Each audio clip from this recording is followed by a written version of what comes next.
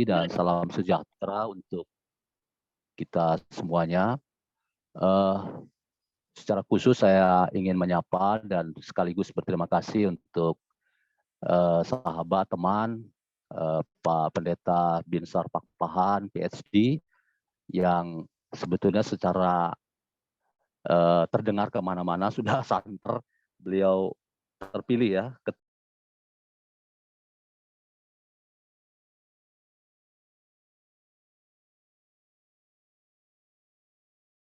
Maaf Pak Jun, termute.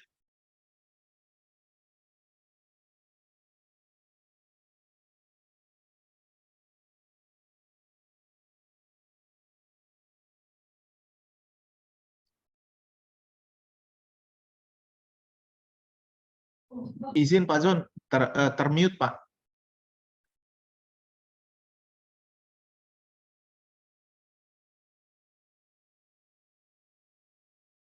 Sepertinya akun Pak John yang untuk speaker itu terlempar. Saya telepon dulu.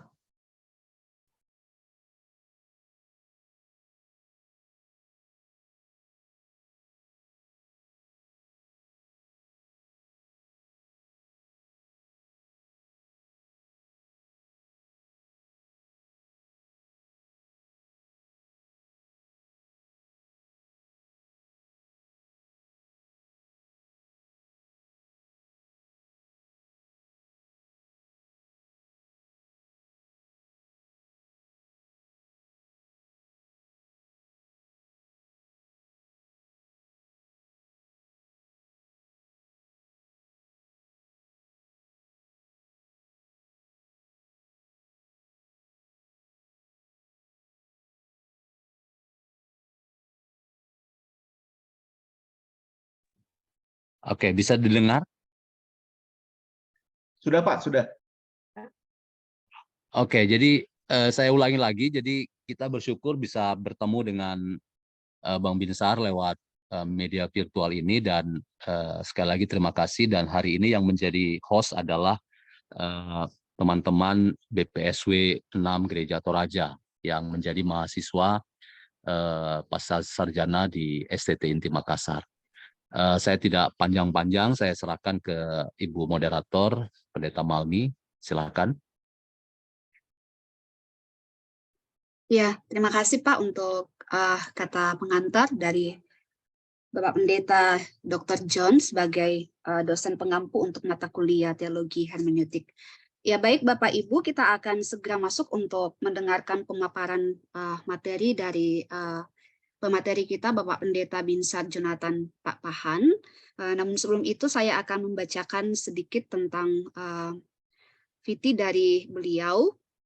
Kalau saya lihat di sini cukup panjang, tapi saya akan menyampaikan hal-hal yang penting saja untuk kita sekalian. Jadi narasumber kita Bapak Binsar Jonathan Pakpahan.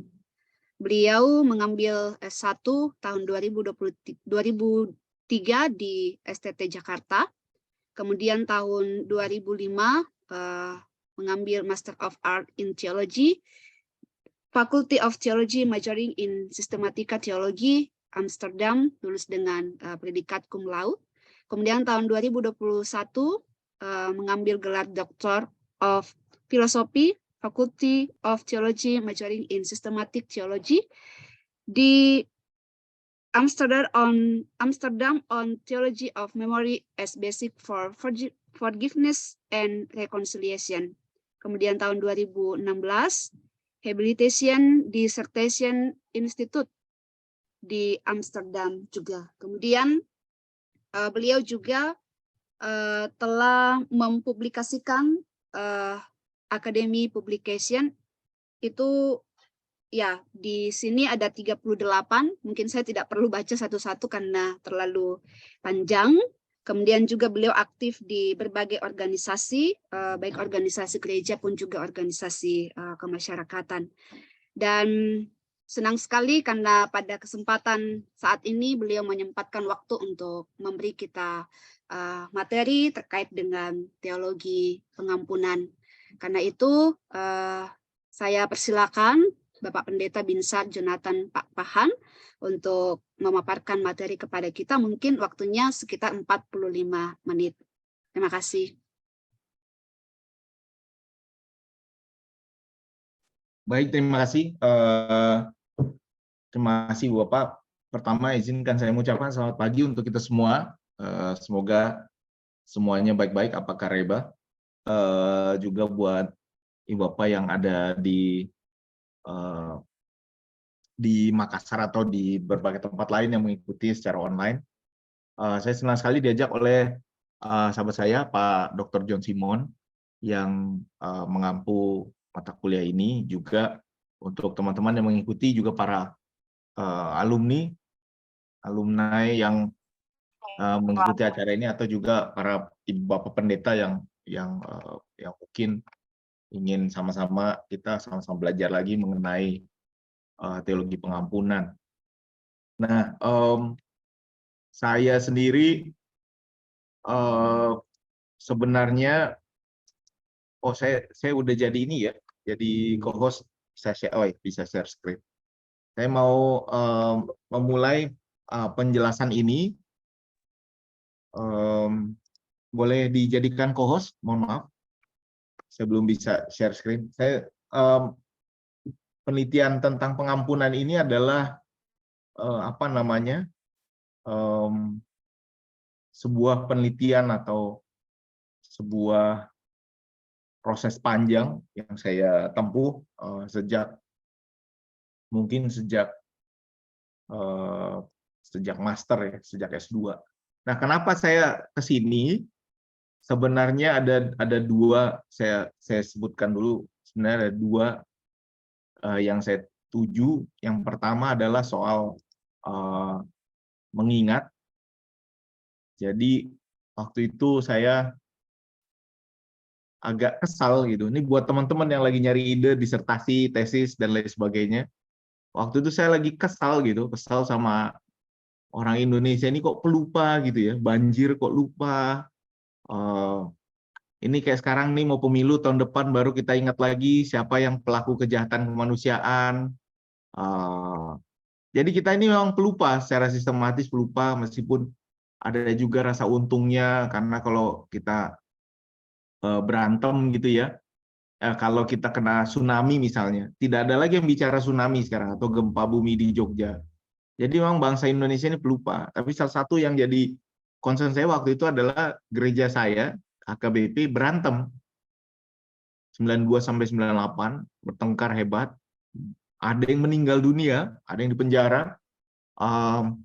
Tiba-tiba 98 gabung lagi gitu. Tiba-tiba udah bilang, udah kita udah selesai, kita rekonsiliasi. Tapi menurut saya prosesnya tidak ada proses pengampunan, hanya ada hanya ada pelupaan. Makanya saya, ini mungkin melupakan sesuatu yang penting dibicarakan untuk pengampunan. Lalu setelah itu saya masuk ke penelitian kedua, jadi penelitian besar ya, penelitian lain-lain yang kecil-kecil ada. Penelitian kedua ini adalah soal pengampunan. Jadi buku saya atau penelitian besar yang kedua ini yang nanti akan jadi disertasi yang kedua di Münster di Jerman adalah soal pengampunan dan emosi. Jadi apa sebenarnya emosi yang dilibatkan dalam pengampunan? Apa perasaan yang muncul? Kenapa orang Indonesia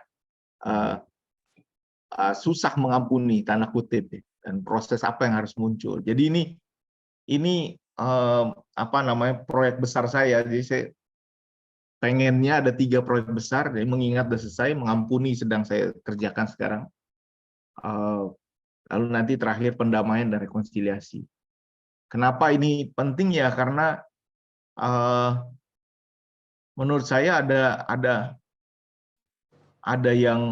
yang salah dengan kita menurut saya. Tapi ya lagi-lagi kalau saya kembali ke cara kontekstual, mungkin orang Indonesia cocoknya begitu. Apa maksud saya? Jadi misalnya saya langsung masuk proses rekonsiliasi yang ideal menurut saya adalah ini. Harusnya ada mengingat dulu. Jadi kalau mau mengampuni kan teman-teman harus tahu apa yang diampuni. Kalau kita tidak tahu apa yang kita ampuni, kenapa kita bisa bilang saya mengampunimu? Nah, mengampuni membutuhkan ingatan, makanya saya memulai proses rekonsiliasi yang ideal itu dalam mengingat. Mengingat dilakukan untuk mengampuni, mengampuni dilakukan untuk rekonsiliasi. Jadi mengingat artinya tahu apa yang terjadi, mengampuni ini akan kita lihat hari ini apa sih artinya pengampunan, dan rekonsiliasi artinya pendamaian, artinya pihak yang tadinya bertengkar kembali dalam situasi konsili. Jadi rekonsiliasi. Tapi ternyata dalam penelitian kemudian saya lihat ternyata memang pengampunan dan rekonsiliasi tidak semudah itu, teman-teman. Jadi sudah saya bahas panjang lebar tentang mengingat, dan nanti kita akan juga saya akan singgung sedikit. Ternyata kalau pengampunan artinya adalah melepaskan rasa marah atau memberi hadiah pelepasan rasa bersalah atau kejahatan yang dilakukan orang yang bersalah pada kita, itu arti pengampunan. Nanti kita lihat beberapa definisi. Nah, rekonsiliasi artinya kembali situasi kembali berdamai antara dua pihak yang pernah bertengkar. Maka ada pilihan rekonsiliasi tanpa pengampunan atau pengampunan tanpa rekonsiliasi, teman-teman. Jadi ini saya ungkapkan di awal untuk memancing panasnya kepala kita. Jadi apa maksudnya pengampunan tanpa rekonsiliasi? Misalnya suami istri kalau bertengkar, misalnya suami istri bertengkar, suaminya lah yang selingkuh ya, kebanyakan suami yang selingkuh, lalu istrinya bilang, ya sudahlah, kita berpisah saja. Saya ampuni kamu, tapi saya tidak bisa lagi hidup bersama kamu. Jadi ada pengampunan, tapi tidak ada rekonsiliasi.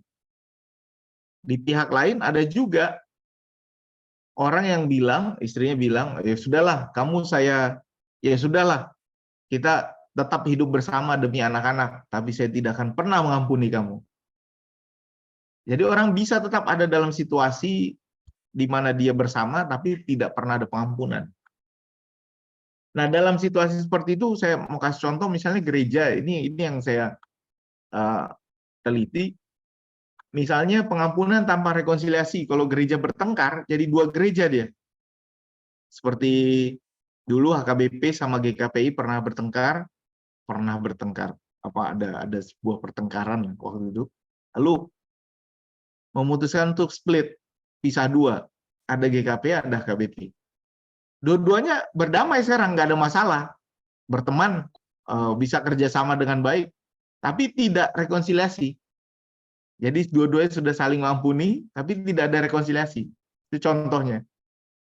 Atau contoh pengampunan, rekonsiliasi tanpa pengampunan ya kayak kami. Jadi HKBP 9298 bertengkar, pisah dua ketua sinode, lalu gabung kembali tahun 98. Tiba-tiba dibilang kita bersatu, tapi setiap mau ada pemilihan ketua sinode, langsung ada pertanyaan, ini pihak yang mana nih dulu? Dan masih banyak gereja-gereja yang tidak bergabung lagi. Jadi makin banyak gerejanya karena peristiwa ini. Makanya apa sih sebenarnya yang disebut pengampunan? Dan apakah betul pengampunan selalu mengarah pada rekonsiliasi? Kenapa pertanyaan ini penting? Karena belakangan ini pengampunan dilihat sebagai tindakan terapeutik, teman-teman. Terapeutik itu artinya tindakan yang lebih kepada diri sendiri. Jadi pengampunan itu adalah untuk saya, bukan untuk orang lain. Ya, teman-teman, pengampunan itu untuk saya. Jadi misalnya ini adalah argumen-argumen yang sering diberikan oleh teman-teman dari para ahli psikologi. Nanti kita lihat bahwa pengampunan itu membawa kesehatan. Orang jadi lebih sehat, orang jadi lebih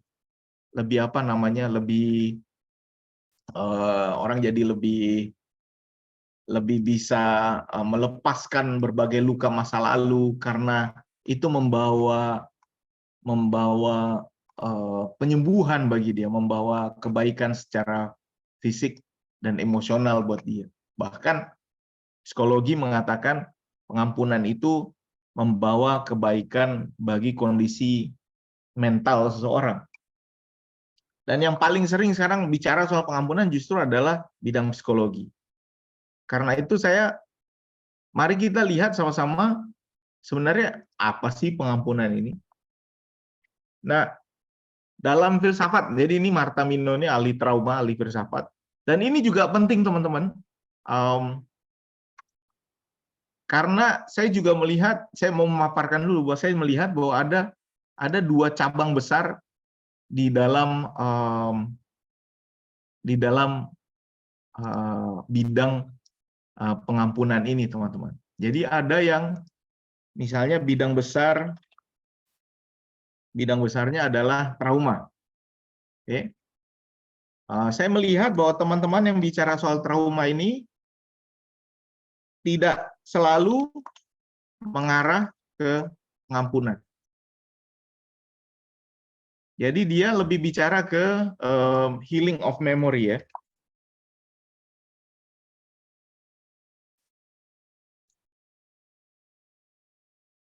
Ini ada beberapa lah tokoh-tokohnya, salah satunya Martha Mino yang nanti saya akan kasih lihat. Di tempat lain ada juga orang yang bicara soal temanya adalah rekonsiliasi. Jadi pengampunan itu adalah untuk pemulihan hubungan. Nah, ini saya nih. Jadi saya ini sering dicurigain teman-teman sama ahli-ahli trauma. Ini saya kasih tahu ya teman-teman. Kalau orang tujuannya pemulihan ingatan, tidak boleh bicara langsung ke pengampunan. Ini terutama benar untuk korban-korban perkosaan, korban kekerasan masa kecil, korban-korban peperangan. Bagaimana cara mengampuni orang yang sudah mati? Bagaimana cara mengampuni dosa yang tak terampuni? Apakah ada yang tak terampuni? Apakah saya harus mengampuni? Jadi ini dalam pertanyaan-pertanyaan sulit seperti ini, orang kemudian pindah ke bidang trauma. Dan bidang trauma ini tidak bicara soal pengampunan. Dia bicara soal pemulihan sang korban. Dan saya mengerti. Menurut saya ini baik sekali. Jadi bedakan pengampunan pemahamannya nanti dalam bidang personal, jadi itu sangat personal, teman-teman. Lalu ada pengampunan yang dilihat dari perspektif komunal. Nah, pengampunan dalam perspektif komunal selalu bicara soal rekonsiliasi. Misalnya Afrika Selatan selalu bicara rekonsiliasi. Kita lihat negara-negara yang punya konflik selalu bicara rekonsiliasi. Nah, di dalam pemahaman itu, jadi saya share sedikit soal itu. Martha Mino, seorang ahli trauma, ya, dia mengatakan bahwa melalui pengampunan, menurut dia dapat menghubungkan pelaku dan korban dalam sebuah relationship yang baru, ya, dan akan ada penyembuhan, akan ada penghentian siklus dari kekerasan. Pada akhirnya ke sini Martha Mino. Tapi kemudian dalam tulisannya dia sebenarnya lebih banyak bicara soal trauma healing. Dan trauma healing nanti banyak bicara juga soal perspektif korban. Dan saya setuju juga dengan dia. Nah, karena itu apa artinya forgiveness gitu ya? Kalau dalam bahasa Inggris punya arti letting something go and giving a gift for someone. Jadi melepaskan sesuatu dan memberi hadiah. Ini nanti berhubungan juga dengan Injil Matius ya. Jadi pengampunan adalah melepaskan sesuatu dan memberi hadiah. Forgiveness juga disebut di Oxford Dictionary mengampuni melepaskan kesalahan, menghapus hutang. Menghapus hutang. Jadi mengampuni artinya tidak lagi menggunakan kemarahan kita, menagih hutangnya, atau melepaskan beban yang dimiliki oleh pelanggar. Itu pengampunan. Sehingga ketika dalam psikologi kita lihat, pengampunan adalah willfully abandon resentment and related responses. Jadi secara sukarela melepaskan kemarahan dan tidak melakukan pembalasan yang setimpal kepada para pelaku. Di dalam teologi kemudian, kalau kita lihat dalam Perjanjian Lama ada 7 kata untuk pengampunan, teman-teman. Di Perjanjian Lama dan Perjanjian Baru, ada 3 di Perjanjian Lama, 4 di Perjanjian Baru. Di Perjanjian Lama itu nasa, lalu salah, lalu kipur. Ya. Tiga-tiganya mengandung arti untuk menutupi, untuk mengambil kesalahan, atau untuk mengingat bahwa Allah sudah menutupi kesalahan. Jadi teman-teman kalau ingat dalam perayaan atau dalam tradisi Israel, pengampunan dosa itu pertama ada korbannya. Jadi ada korban tergantung jenis kesalahan. Kesalahan makin besar korban yang harus diberikan. Lalu selalu ada penumpahan darah juga, teman-teman. Makanya nanti hanya para imam yang boleh memercikan darah ke tempat maha suci sebagai bagian dari pengampunan itu. Jadi korban yang kita persembahkan, kalau orang bersalah misalnya burung merpati misalnya disembelih, lalu darahnya dipercikan ke tempat maha suci sebagai penutupan dosa. Jadi kesalahan itu ditutupi sehingga tidak terlihat lagi. Itu dia. Jadi ada yang diambil, artinya ada yang diberi kado sebagai pelepasan, ada juga yang ditutupi. Jadi itu artinya kira-kira. Jadi kesalahan itu entah ditutupi, entah diambil, atau entah kita beri kado melepaskannya. Jadi itu dalam Perjanjian Lama. Di Perjanjian Baru ada 4 kata, ya, apolein, paresis, karistetai. Terutama karistetai ini dari apa ya? Dari semacam hadiah gitu ya. Bahwa Allah dengan baiknya memberikan hadiah kepada manusia, the act of letting go. Jadi dia melepaskan kesalahan itu. Cara yang paling mudah untuk melihat ini adalah di Matius ketika seorang raja melepaskan hutang hambanya. Jadi selalu pengampunan itu berurusan dengan tindakan melepaskan. Dan pengampunan itu akhirnya menjadi pemberian cuma-cuma yang instrumen utamanya adalah pengorbanan. Harus ada ritus penumpahan darah itu. Makanya Kristus kemudian menjadi anak domba terakhir yang membuat kita tidak lagi perlu mempersembahkan korban bakaran yang lain. Dan pengampunan selalu diberikan oleh yang dilanggar. Korban. Karena itu dasarnya adalah bahwa Allah sudah mengampuni kita. Nah, Tuhan di Perjanjian Baru selalu memulai proses pengampunan ini. Nah, ini teman-teman menjadi sebuah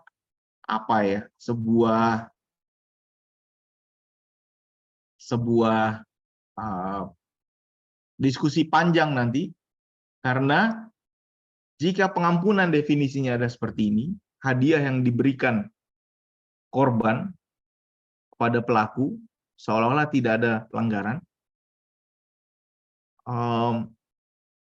ini pengampunan. Dan jika definisinya seperti ini, pertanyaan-pertanyaan yang lain muncul. Apakah saya harus mengampuni? Apakah saya harus mengampuni kalau pelaku tidak minta maaf? Apakah ada syarat pengampunan? Apakah ada kesalahan yang tidak bisa diampuni? Oh, pertanyaan ini muncul lagi ketika kita bertanya soal apakah saya boleh mengampuni atas nama orang lain? Apakah saya boleh mengampuni orang yang sudah meninggal misalnya, yang tidak menyesali perbuatannya, dan lain sebagainya. Jadi kalau pengampunan kita pahami sebagai kado, sebagai hadiah, maka ketika kita memberi pengampunan, sebenarnya ada dua hal yang dilakukan seseorang yang memberi kado.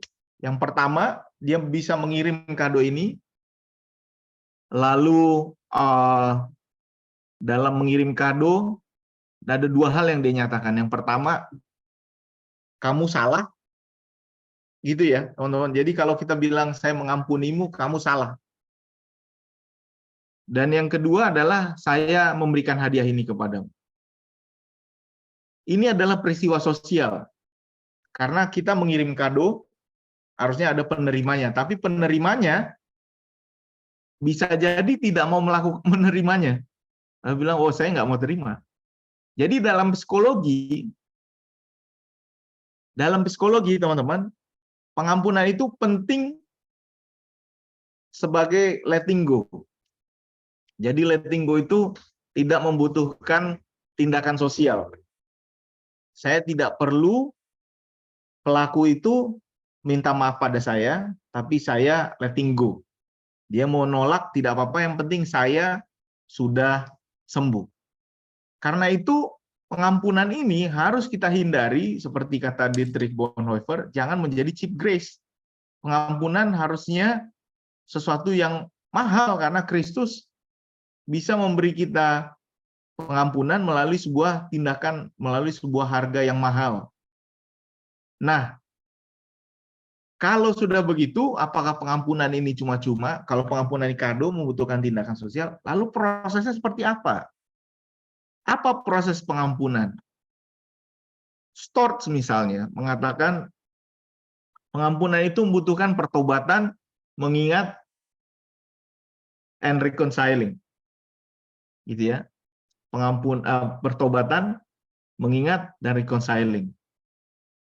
Tetapi Storch punya pandangan yang cukup dekat dengan teologi Yahudi atau Israel. Apa teologi Israel, teologi Yahudi? Bahwa untuk pengampunan memerlukan teshuva, pertobatan. Ya. Jadi ada 4 syarat pengampunan di dalam teologi Yahudi. Seseorang itu harus berhenti melakukan kesalahan, lalu dia mengakui kesalahan dan minta ampun. 3, berjanji tidak mengulanginya lagi di masa depan. Baru nomor 4, harus bayar retribusi. Nah, masalahnya, kalau ini seperti ini, teman-teman, maka pengampunan jadi perlu pertobatan. Gitu ya, harus ada penyesalan, pengakuan, permintaan maaf, baru ada pengampunan. Dan seorang boleh tidak mengampuni orang lain. Ini saya masih bicara soal pengampunan manusia.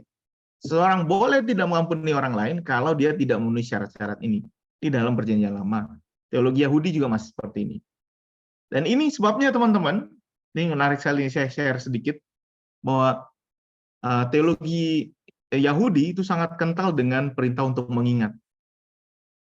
Semuanya tentang ingatan, gitu ya. Paskah adalah ingatan, semua perayaan mereka adalah ingatan. Ingatan Allah membawa mereka keluar dari Mesir, ingatan bahwa mereka adalah umat yang pilih Tuhan, dan lain sebagainya.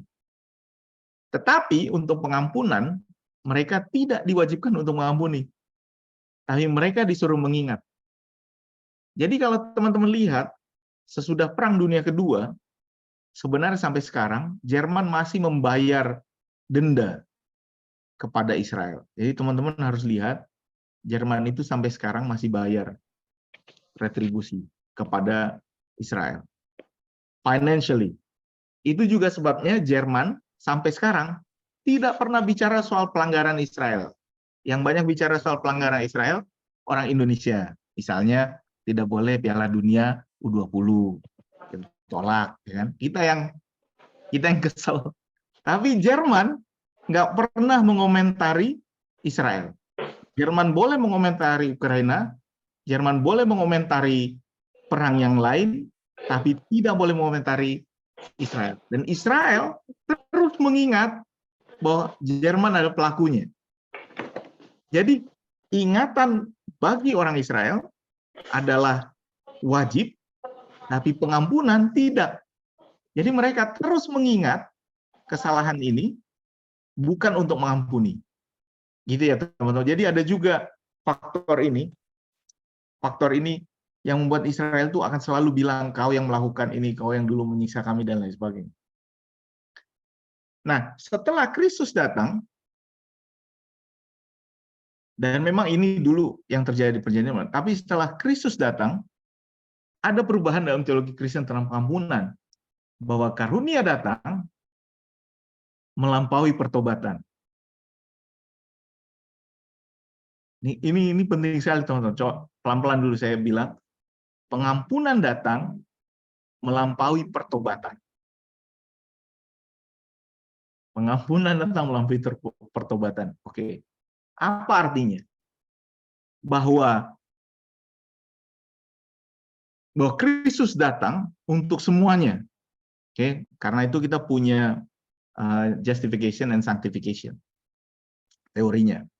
Tapi bahwa setiap orang yang dibaptis, misalnya kalau teman-teman dari gereja di mana baptisan anak masih berlaku, setiap orang yang dibaptis, dia menerima karunia sebelum anak ini bertobat. Makanya ada baptisan. Jadi baptisan adalah karunia yang diberikan sebelum ada pertobatan. Bahkan diskusi yang panjang dalam teologi Kristen adalah bahwa pengampunan harus diberikan dulu sebelum datang pertobatan. Karena pengampunan mendorong terjadinya pertobatan. Ini baru kontroversial nih teman-teman. Karena pengampunan mendorong pertobatan. Jadi misalnya teman-teman bilang, saya sudah mengampunimu, baru dia nangis. Oh iya, saya minta maaf ya, gitu misalnya. Karena dia udah tahu diampuni. Kalau kamu nyesel nggak? Nyesel nggak kamu? Nyesel nggak? Enggak, gitu. Kalau kamu nggak nyesel, saya nggak ngampunin kamu. Itu bisa panjang berantem. Tapi kalau misalnya dalam level pemahaman seperti ini, pengampunan jadi sebuah karunia yang diberikan tanpa memerlukan pertobatan. Nah, ini makanya kalau udah sampai di sini, pembicaraan mengenai trauma berhenti. Agak nggak lanjut ya di sini.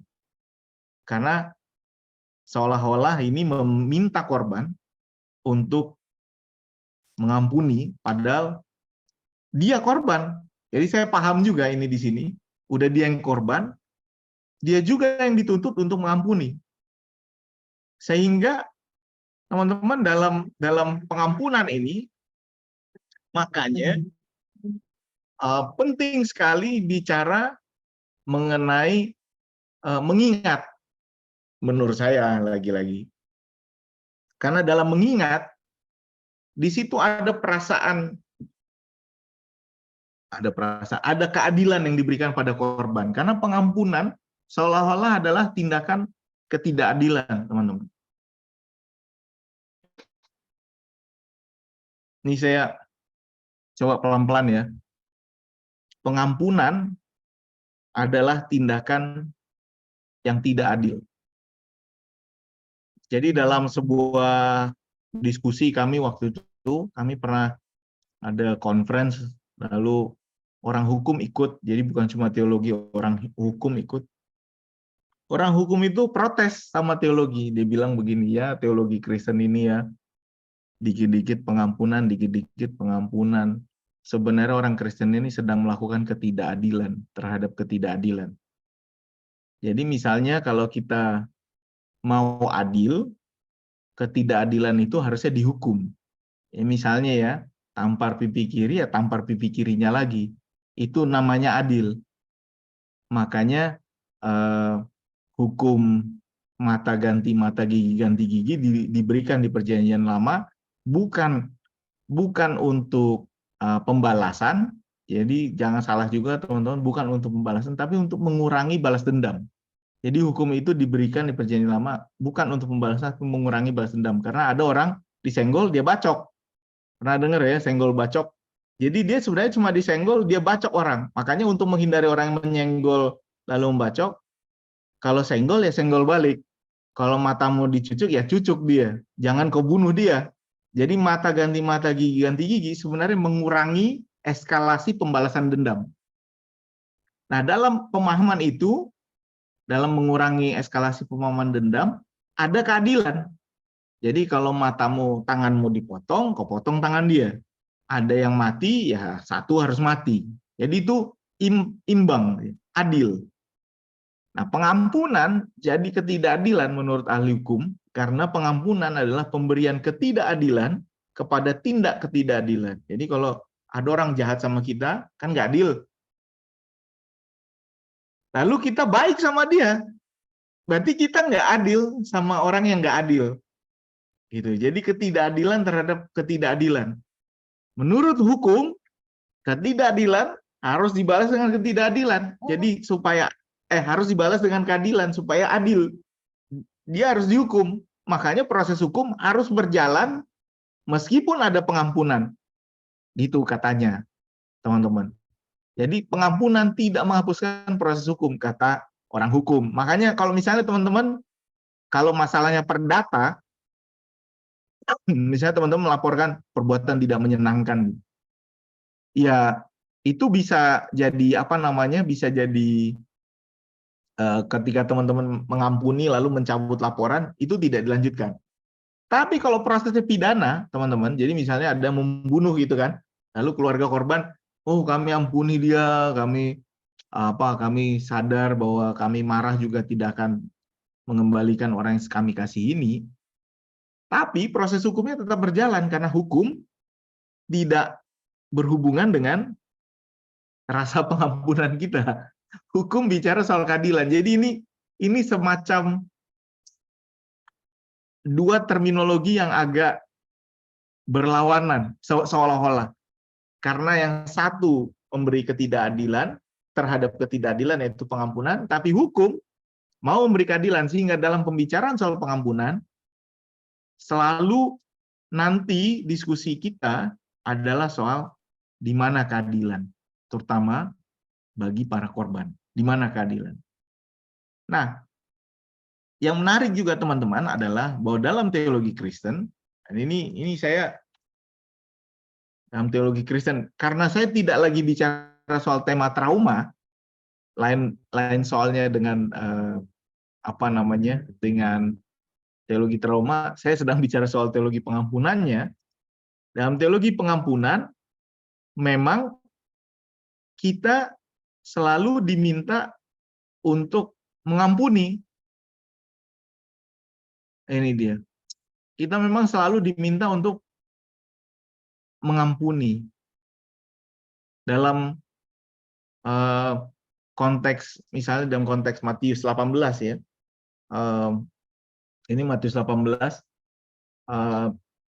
ada cerita tentang siapa yang terbesar di antara para murid, lalu siapa yang menyesatkan orang, lalu karena ada yang menyesatkan, lalu ada cerita tentang domba yang hilang, lalu sesudah domba yang hilang ini bagaimana cara menasihati orang yang hilang. Nah, tentang menasihati orang yang berbuat dosa, kemudian Tuhan Yesus bilang ini caranya, ya, tegur di bawah 4 mata, lalu bawa 2 orang lagi jika tidak mau sampaikan pada jemaat. Tapi sudah itu Petrus bertanya, berapa kali saya harus memaafkan dia? Nah, jawab, kenapa dia bertanya ini? Karena di dalam teologi Yahudi memang ada batasnya juga pemaafan itu, teman-teman. Yaitu 3 kali, rata-rata 3 kali. Misalnya Amos 2 ayat 6 bilang 3 perbuatan Israel aku maafkan, semua ini dilakukan Allah 2-3 kali terhadap manusia. Zakheus bilang saya akan mengembalikan 4 kali lipat, yaitu melampaui batas 3 kali lipat yang tadi. Ganti rugi 4 kali lipat itu melampaui batas 3 kali lipat, sehingga ketika Petrus bertanya 7 kali, itu 2 kali lipat plus 1. Angka yang sempurna juga. Berapa kali saya harus mengampuni? Lalu Tuhan Yesus bilang, ya 77 kali 7 kali. Dan ini berarti pengampunan harus terus-menerus dilakukan, karena pengampunan menjadi sebuah sarana penerusan kasih Allah kepada orang yang tidak berhak menerimanya, karena Allah sudah lebih dulu mengampuni kita sebagai orang yang juga tidak layak untuk menerima pengampunan itu. Dan dalam cerita tentang seorang raja yang mengampuni hambanya, raja itu marah kepada hambanya karena hamba itu tidak mengampuni orang lain. Jadi seolah-olah kita disuruh dan diwajibkan untuk meneruskan pesan pengampunan ini. Dan di sini, teman-teman, di sini bahaya juga teologi pengampunan. Bahayanya adalah bahwa para korban akan merasa ada ketidakadilan kalau khotbah pendetanya langsung bilang ampuni orang bersalah kepadamu. Dan ini saya mau agak advice atau memberi sedikit masukan buat teman-teman. Kalau ada peristiwa yang menyakitkan, mohon jangan buru-buru untuk sampai ke pesan pengampunan. Karena itu perlu sekali kita masuk lebih dulu kepada pesan mengingat. Karena di dalam mengingat, korban memiliki tempat untuk didengarkan. Korban memiliki tempat untuk diakui bahwa dia sebuah ketidakadilan terjadi kepada dia. Makanya sebelum terjadi ke proses pengampunan, proses mengingat adalah langkah awal yang harus dilakukan. Karena orang harus tahu apa yang terjadi sebelum dia bisa mengampuni. Dan dalam proses mengingat itu, ada pengakuan bahwa seseorang yang sudah melakukan kesalahan itu, kemudian diingat bahwa betul dia orang ini sudah melakukan kesalahan. Nah, di ujungnya, teman-teman, di ujung presentasi saya hari ini, sebentar ya. Tentu saya nggak menjawab semuanya, saya cuma menjelaskan beberapa hal yang menurut saya penting. Kita diskusinya bisa lebih panjang, tapi saya mau berbagi penelitian saya yang terbaru. Kemudian kenapa saya pindah ke arah atau ke arah yang baru atau ke tema yang baru? Karena di dalam penelitian yang baru, teman-teman, kemudian saya melihat pengampunan di kita ternyata terutama di masyarakat Indonesia memiliki tantangan tersendiri karena ada perasaan yang terlibat. Jadi saya melakukan penelitian terhadap 3 suku, ya, Boti, Timor, lalu Batak dan Jawa Tengah. Kenapa mengatakan seperti itu? Ternyata apa yang disebut pengampunan bagi orang Barat, pengampunan itu adalah proses keadilan, seperti yang tadi saya sudah jelaskan, yaitu pembayaran denda, penghapusan hutang. Sehingga pengampunan adalah bertujuan untuk memulihkan memulihkan pelaku, memberi hadiah kepada pelaku. Selalu pertanyaan soal bagaimana dengan para korban. Nah, ini kemudian membawa saya kepada proses pengampunan yang ternyata cukup menarik, karena ada 2 proses pengampunan yang berbeda untuk masyarakat yang lebih individual seperti masyarakat Barat dan masyarakat kita yang lebih komunal, yang menurut saya lebih dekat dengan pemahaman Alkitab. Jadi misalnya dalam sebuah penelitian antropologi dan psikologi, katakan bahwa kalau dia masyarakatnya lebih individualis,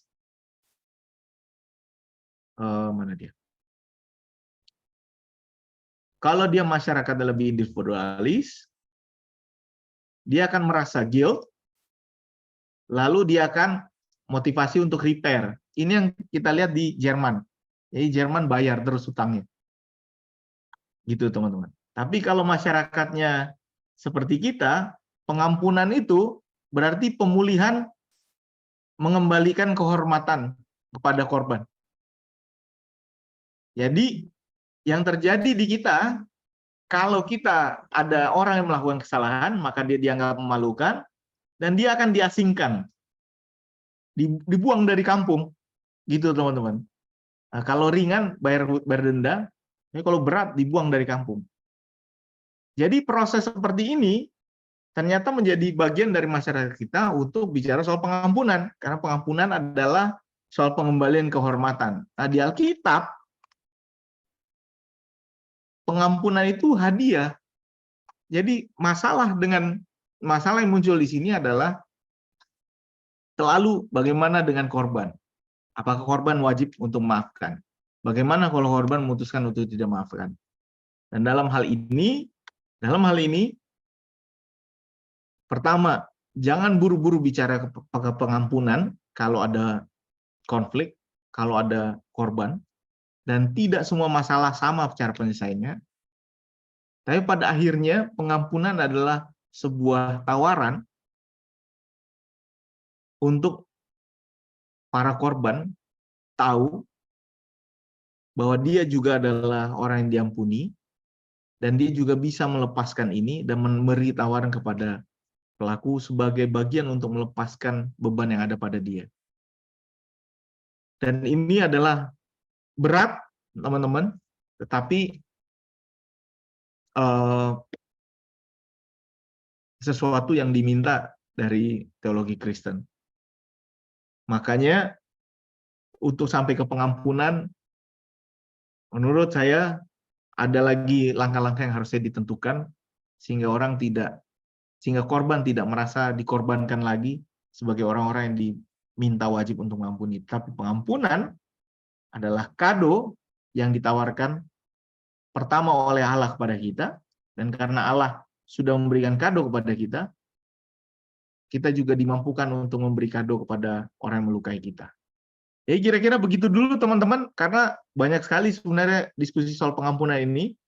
Semoga nanti dari pertanyaan-pertanyaannya kita bisa lebih banyak diskusi. Saya kembalikan ke Ibu Malni, Ibu moderator.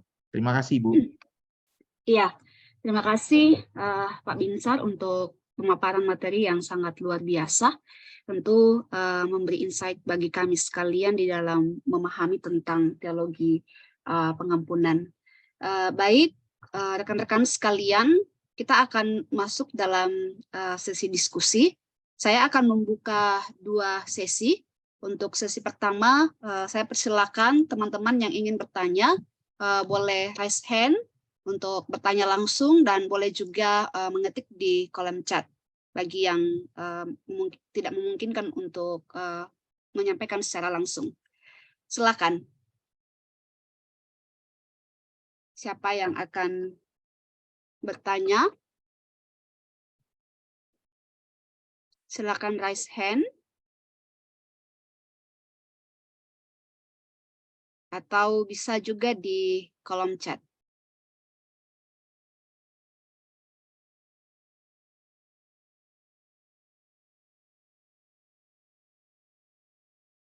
Sepertinya Pak Dela mau bertanya ini. Sudah membuka mic.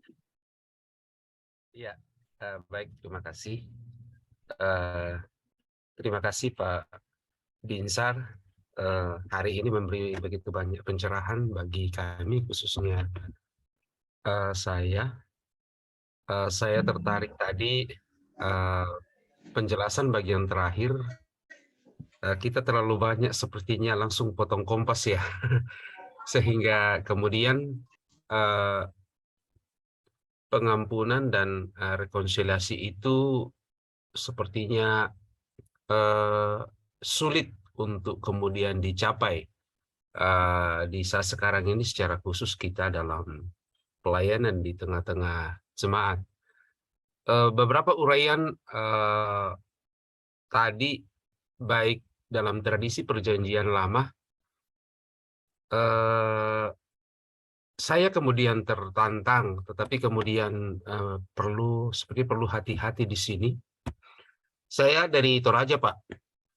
Iya. Dan apa yang Bapak jelaskan tadi sangat kental sekali dalam kearifan lokal dalam masyarakat Toraja, yang kemudian sekarang gereja seperti melupakan. Setiap ada konflik, pasti konflik itu diurai dulu. Jadi kita mengingat kembali sampai kemudian sampai pada masa di mana terjadi pengampunan dan rekonsiliasi, dan terakhirnya itu adalah ada upacara bahwa atas misalnya ada satu persoalan, masalah, konflik, selalu ditandai dengan darah. Dan darah itu menjadi peringatan, dan bahkan di situ ada semacam sebuah perjanjian yang baru. Ya, bahwa siapa yang melanggar perjanjian itu, ya, dia akan ada sesuatu yang akan menjadi tanggungan baru. Sehingga saya melihat dalam tradisi kearifan lokal dalam masyarakat Toraja terkait dengan proses pengampunan sampai pada rekonsiliasi dalam kearifan lokal itu sangat kuat. Nah, cuma sekarang ini saya melihat bahwa teologi kita langsung memangkas itu. Ya, datang, duduk, cerita, selesai, ya udahlah, selesailah, begitu ya. Nah, sampai kemudian seperti bara dalam sekam yang kemudian sewaktu-waktu itu meledak dan membumi hanguskan. Nah, saya pribadi di sini mungkin Bapak bisa memberi kepada kami bagaimana mendudukkan hal itu sehingga itu bisa menjadi sebuah kekayaan, ya, kekayaan kita dalam berteologi dan termasuk juga dalam pelayanan dalam gereja. Ya, dari dua hal tadi ini, bahwa baik dalam tradisi Alkitab, dalam Perjanjian Lama, dan termasuk juga ya mungkin saya belum terlalu mendalami dalam bagaimana makna Kristus memberikan pengampunan kepada kita sekalian, tapi bagaimana hal itu kemudian bisa menjadi sesuatu yang paralel, yang sejajar, sehingga dalam masing-masing konteks dalam masyarakat kita sebagai pihak gereja, terkhusus sebagai pendeta, bisa memberi pendekatan-pendekatan itu sehingga dua hal tadi itu ya bisa dicapai. Baik korban itu juga mendapatkan keadilan, ya, mendapatkan keadilan dan melalui proses itu, termasuk juga pelaku itu kemudian bisa mengalami pertobatan bahwa sesungguhnya dia dalam hal itu dia merugikan orang lain. Ya, terima kasih, Pak. Iya, terima kasih Pak Dela. Mungkin kita tampung dulu Pak ya untuk nanti dijawab. Ya, saya beri kesempatan kepada Ibu Dewi Yanti yang sudah raise hand juga, silakan. Dan setelah itu nanti Pak Ronald. Silakan Ibu Dewi.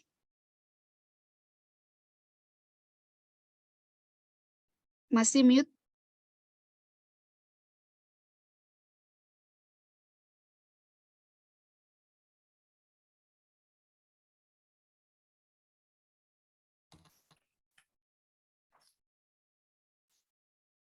Iya. Terima kasih Pak Binsar untuk materinya yang menarik, dan ini merupakan materi yang buat saya sesuatu yang mendebarkan karena bicara tentang teologi pengampunan, ya, yang memang pada umumnya ketika kita terlibat dalam sebuah konflik, ya kita seringkali, apalagi kita pendeta, sering menjadi momok yang menakutkan ketika kita tidak bisa mengampuni seseorang. Ya, yang menjadi pertanyaan saya, Pak, ini berkenaan hampir sama juga dengan yang dipaparkan, yang disampaikan oleh Pak Dela tadi. Ini berkaitan dengan kearifan lokal dalam sebuah adat. Ya, saya sendiri adalah orang yang memiliki suku dari Kabupaten Poso, suku Pamonang. Ya, ketika ada terjadi konflik dalam sebuah hubungan di dalam satu masyarakat, yang dimana masyarakat itu sendiri juga adalah merupakan jemaat. Ya, contohnya misalnya kalau terjadi perselingkuhan, ya biasanya yang menjadi persoalan itu, misalnya dari pihak istri ya, pihak istri yang diselingkuhi, ya terkadang membuat dia sulit sekali untuk mengampuni suaminya, untuk mengampuni selingkuhannya. Ya, saya pernah terlibat dengan kasus seperti ini ketika harus membawa masalah ini karena hukum yang dimana sanksi adat yang dikenakan. Ya, dan yang pasti sebagai seorang pendeta sedikit apa istilahnya rumit bagi saya untuk melakukan ini karena memang di apa istilahnya dihiasi dengan berbagai macam tendensi-tendensi yang negatif dari berbagai pihak yang membuat persoalan itu semakin rumit ya sehingga pada akhirnya ketika tiba pada rekonsiliasi itu ya dari pihak istri yang diselingkuhi ini menuntut untuk adanya pembayaran seperti berupa uang karena ini bicara tentang sanksi adat ya berupa uang dengan harus membayar istilahnya seekor sapi ya dengan seekor sapi istilahnya telah mengotori kampung ya seperti itu kira-kira ya jadi dalam hal ini Pak dengan teologi pengampunan apakah memang kita bisa untuk istilahnya kita bisa setuju dengan hal yang seperti itu ataukah bagaimana? Karena ini bicara tentang luka batin ya, luka batin yang betul-betul sudah mendarah daging dalam kehidupan si istri ini yang diselingkuhi. Karena bukan hanya 1-2 kali dia diselingkuhi oleh suaminya, tetapi sudah berkali-kali. Ya sehingga pada akhirnya seiring waktu yang berjalan si istri itu meninggal dunia dengan membawa luka batin yang berat, yang besar dan saya yakin bahwa dia tidak bisa untuk melepaskan pengampunan secara utuh. Ya, sementara saya juga sebagai pendeta berusaha untuk meyakinkan dia, saya doakan dia supaya dia benar-benar memberikan melepaskan pengampunan terhadap suaminya. Tetapi hati orang siapa yang tahu. Jadi ini memang kadang-kadang sulit ya, dilema bagi kita sebagai hamba Tuhan dengan kondisi-kondisi yang miris seperti ini ya. Terima kasih, Pak. Terima kasih Ibu Dewi. Silakan Pak Ronald. Ya, selamat siang semua. Terima kasih Pak Pendeta Binsar atas pemaparannya. Iya, berbicara tentang ini sangat menarik ya, bicara tentang pengampunan, karena memang itu yang mendasari kehidupan dalam membangun relasi dengan setiap orang. Namun mengampuni itu sangat sulit, Pak. Gitu ya. Sangat sulit sekali karena kita ini masih dalam kedagingan, sehingga kalaupun terjadi proses seperti upacara tadi, ritual, proses pengampunan, apakah itu sudah 100% gitu ya dari dalam diri kita bahwa kita memang sudah mengampuni seseorang atau orang lain yang bersalah pada kita. Gitu. Jadi pertanyaan saya ini singkat saja Pak Pendeta. Kira-kira apa yang harus kita tanamkan dalam diri kita ini supaya kita memang betul-betul 100% bisa mengampuni. Dan apakah kita ini bisa ya 100% mengampuni orang yang bersalah terhadap kita? Karena masih ada kedagingan itu yang selalu menguasai hidup kita sehingga kita ya kalau saya mengampuni terus kemudian mungkin hanya sekedar bicara untuk mengampuni, terus kemudian apakah dari hati itu secara 100% gitu kita betul-betul mengampuni orang yang bersalah dengan kita. Kira-kira apa yang kita bisa lakukan? Karena dalam jemaat, nah saya Pendeta Ronald Marbun dari GPIB, dalam jemaat itu konflik yang terjadi karena memang tidak ada pengampunan dalam kehidupan persekutuan yang ada. Pengampunan itu hanya sekedar mengucap saja saya mengampuni, tapi dalam dirinya ya sebetulnya masih ada dongkolnya juga, masih ada kebencian, masih ada dendam, sehingga konflik selalu muncul dalam persekutuan jemaat itu. Nah, jadi gimana Pak Pendeta Binsar bisa menanggapi itu? Terima kasih Pak. Terima kasih Demikian. Pak Ronald. Iya. Terakhir untuk sesi ini Ibu Rianti, silakan. Iya, terima kasih untuk kesempatannya. Selamat siang Pak Pendeta. Iya, saya mendengarkan penjelasan dan pemaparan dari awal sampai akhir ini. Kemudian ada beberapa hal yang menjadi konflik di dalam diri saya dan hati saya. Yang pertama adalah untuk mengkhotbahkan, menceritakan tentang kasih Kristus. Mungkin kalau pendeta tamat ya, secara teori tamat bahwa Kristus mengampuni kita karena Ia mengasihi kita dan Ia tidak menuntut balas. Kristus mengampuni kita sebagai caranya untuk menunjukkan kasih. Nah, kemudian yang menjadi konflik dalam diri saya adalah saya kemudian melayani di daerah yang boleh dikatakan multi konflik. Yang pertama, mulai dari adat dan budaya, jemaat ini dibentuk dan ditempa dalam kelompok-kelompok berdasarkan kepentingan-kepentingan, berdasarkan maunya. Ketika saya berkonflik dengan keluarga yang sana, maka saya akan bikin kelompok lagi dan itu sah menurut adat. Kemudian dalam beberapa tahun, mungkin beberapa tahun ke belakang ini, khotbah yang mungkin saya katakan adalah seperti yang Bapak katakan tadi, bahwa Kristus mengampuni, maka kita yang cuma manusia ini juga harus mengampuni. Lalu mendengarkan penjelasan dari Bapak tadi bahwa pengampunan atau rekonsiliasi tanpa pengampunan atau pengampunan tanpa rekonsiliasi. Lalu yang terjadi dan yang menjadi konflik dalam diri saya adalah saya mengalami itu dan kemudian tertantang dengan iman, tertantang dengan pengajaran yang selama ini saya katakan bahwa Kristus mengampuni, maka kita manusia harus mengampuni. Tapi ternyata mengampuni itu berat.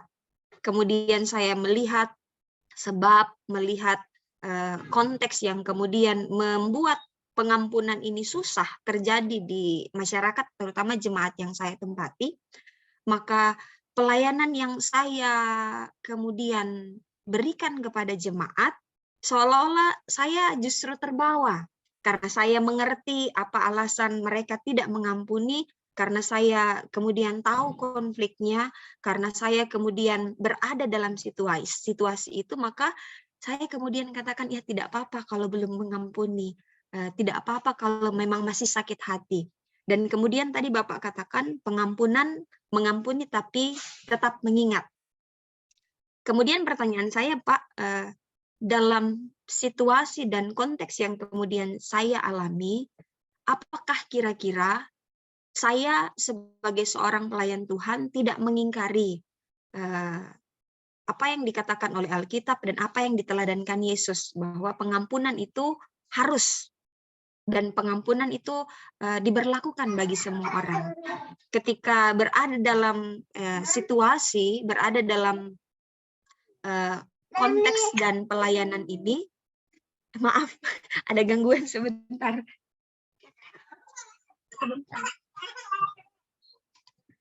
Aduh, saya lupa. Ya, ketika berada dan kemudian menjiwai situasi ini, Pak, apakah kira-kira khotbah yang selama ini, pengajaran yang selama ini saya beritakan tentang kasih Kristus, pengampunan Kristus, apakah itu tidak teringkari dalam pelayanan yang kemudian sekarang saya berlakukan tentang konflik-konflik, tentang masalah-masalah dan pengampunan-pengampunan yang harusnya diberlakukan oleh orang Kristen. Dan yang kedua, mungkin ini menjadi konflik pribadi dalam diri saya. Saya kemudian beberapa waktu ini mengalami konflik yang bisa saya katakan itu sangat besar, menjatuhkan harga diri saya sebagai pendeta, menjatuhkan harga diri saya sebagai seorang manusia, tapi kemudian saya ambil keputusan. Saya mengampuni tapi tidak akan pernah lagi untuk memulai dan membangun relasi kembali dengan si pembuat konflik ini, yang pelaku terhadap saya. Nah, yang tadi Bapak jelaskan, dalam pengampunan, korban bisa saja kembali menjadi korban. Kira-kira apakah sikap saya itu kemudian tidak berseberangan dengan apa yang diajarkan oleh Yesus Kristus dan teologi kita sebagai orang Kristen. Terima kasih, Pak. Ya, terima kasih Ibu Rianti. Mungkin Bapak Pendeta bisa jawab dulu untuk beberapa pertanyaan. Nanti teman-teman yang masih ingin bertanya, saya akan buka sesi untuk kedua. Baik, Silakan Pak. terima kasih Ibu Bapak. Terima kasih untuk pertanyaannya. Saya lihat juga ada 2 pertanyaan di kolom chat, jadi saya sudah catat juga.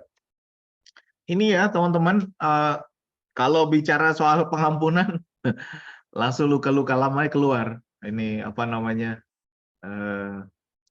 Apa orang kita bilang apa namanya? Bukan luka batin, apa ya namanya? Akar pahit. Akar pahit keluar. Biasa itu ketika kita bicara soal pengampunan itu keluar. Dan mungkin juga dulu waktu saya pikir-pikir, katanya orang kalau meneliti sesuatu karena dia punya masalah dengan hal itu, katanya. Lalu saya pikir, apa saya punya masalah dengan pengampunan? Rupanya saya punya masalah dan mengingat. Karena saya suka lupa, satu. Dan yang kedua, saya sebel sama orang yang lupa. Jadi sebenarnya masalah saya dimulai dari situ, tapi saya masuk ke dalam pengampunan. Nah, biarkan saya menjawab secara generik dulu, baru nanti saya coba mungkin uraikan satu-satu. Jadi yang pertama, bahwa mengingat tidak sama dengan, mengampuni tidak sama dengan melupakan. Mengampuni tidak sama dengan melupakan. Orang bisa mengampuni dan tanpa melupakan. Orang bisa mengampuni tanpa melupakan. Jadi misalnya, Bapak Ibu, apa contohnya? Contohnya konkret. Misalnya Bapak Ibu bisa, dulu mungkin ada yang berantem sama kita gitu ya. Ada tuh teman saya, pendeta GPIB, teman sekelas saya. Dulu berantem waktu main bola. Ini teman baik saya nih. Berantem waktu main bola, kesel lah, ada kesel-keselan gitu. Wah itu berantemnya sampai drama ya, penuh drama di lapangan sepak bola. Kami begitu kalau di lapangan sepak bola, kita harus tetap berjuang. Tapi sekarang kalau kami ngobrolin itu, kami mengingatnya dalam tawa gitu ya, Bapak. Jadi kami bisa mengingat peristiwa yang menyakitkan di masa lalu dengan senyuman. Artinya perasaan kami soal peristiwa tersebut sudah berubah. Yang tadinya menyakitkan, jadi sekarang sesuatu yang menyembuhkan. Gitu ya. Jadi kami tetap mengingat apa yang terjadi. Misalnya, lu ingat nggak waktu dulu lu jahat sama gua? Kamu ingat nggak waktu kau tackle aku? Waktu kita berantem itu, kau ingat nggak? Ingat, terus ketawa. Dan nggak ada kemarahan di situ. Yang susah itu kan kalau misalnya kita ingat tapi masih marah. Kau ingat ya waktu kau selingkuh dulu. Nah ini masalah yang tadi ini nggak selesai nih. Kau ingat waktu kau selingkuh itu nggak mungkin ketawa. Jadi kalau mengingatnya nggak ketawa, itu berarti nggak selesai. Itu masalahnya nggak selesai, belum ada pengampunan di situ.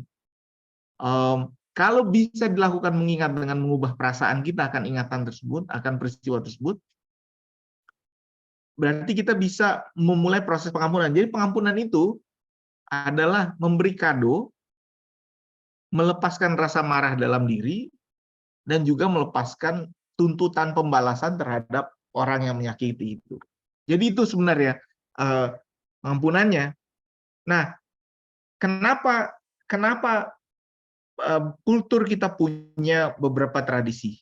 Ya, beberapa tradisi kita punya budaya-budaya tertentu. Misalnya di Toraja ada kombongan ada gitu ya, ada kombongan ada. Lalu di situ nanti dia ada mabisara, nanti dia ngobrol dulu perundingan, lalu ada juga nanti tokontalu. Nah ini saya tahu pasti orang-orang Toraja bingung kok Pak Binsar tahu gitu ya kan, saya kok si Binsar tahu nih, karena saya sudah banyak melakukan penelitian ini dengan teman-teman di Toraja.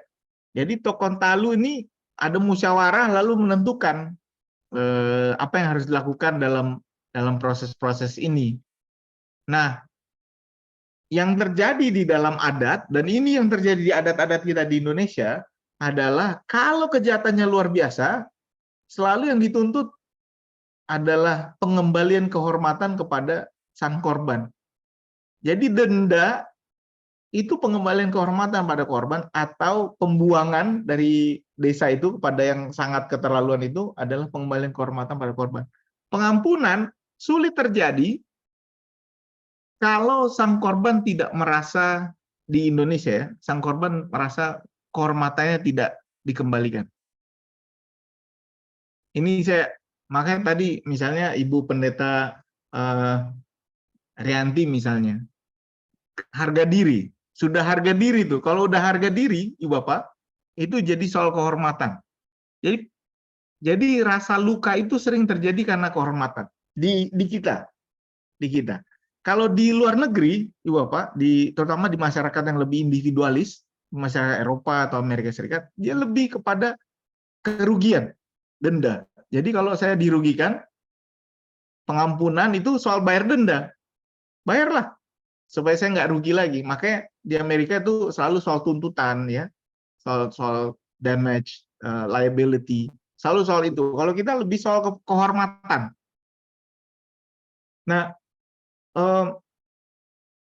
untuk Pak Pendeta Della, bagaimana tidak menyuruh langsung ke pengampunan?